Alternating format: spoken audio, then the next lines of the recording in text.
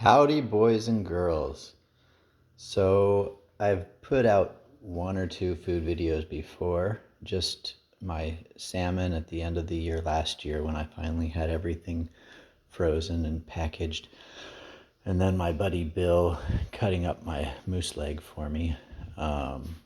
Today we're showing you my meal prep. This takes place about twice a year. Growing up, I saw my friends reach in their freezer and grab a burrito that was homemade, and I had later gotten to participate in the first half of their meal prep making burritos. So I've been doing this for a lot of years. It's gotten better and better. This is the ultimate thing is, so we're making 24 of the giant burrito, the giant soft shell tortillas, the 11-inch or whatever those are. And we're trying to pack them as full as possible so that it looks like a Chipotle burrito, almost that big. That way I cut them in half, and each half is a serving. And so I make 24 of these large tortillas, cut them in half. That makes 48 meals, and that lasts about 6 months. I have it one or two per week. So we're going to give you the rundown here. I've got 12 made already.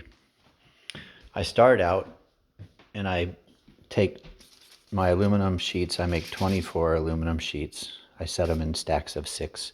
So I'm doing 1/4 of the 24 each time. Same thing with parchment paper. Make 4 stacks of 6 for a total of 24. When they're done, they're wrapped in the parchment paper first and then the aluminum foil. Obviously, that's the result. And so these used to be like $2.50 when I did the math living in San Antonio. In Bethel, it's like $10 each because of the price of groceries, at least $10 each, which is what it is. So important things to have: food scale, a whole lot of different Tupperwares, different measuring cups. You're going to need your Herdez guacamole salsa, your paste chunky salsa. Me, I'm a Cholula guy and a Red Hot, Frank's Red Hot guy. We got our sour cream. We have our Taco Bell hot sauce and mild sauce. A big thing of lime juice. Cheese, rice. This is moose this time around. Because of my genetic cholesterol problems, I usually use just chicken, but I have 80 pounds of moose to eat. And I made my own refried beans this time. My ex-wife, God bless her, she called me a garbage can eater because I just ate anything. She wouldn't eat anything I made. And so I've since upped my game, made my own refried beans. Even my rice is no longer just long grain rice, but I turn my long grain rice into Mexican rice. Back to the moose. Yes, made with taco seasoning, of course, so it's already flavorful. So when we put it all together, and so I guess I'm going to do some qualifications here. However many beans you make, you divide the weight in half using your food scale.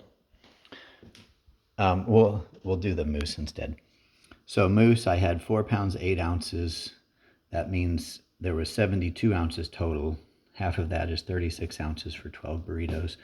And you get down to your math, you get 3 ounces for each burrito. So with my moose, I go ahead and I weigh my measuring cup.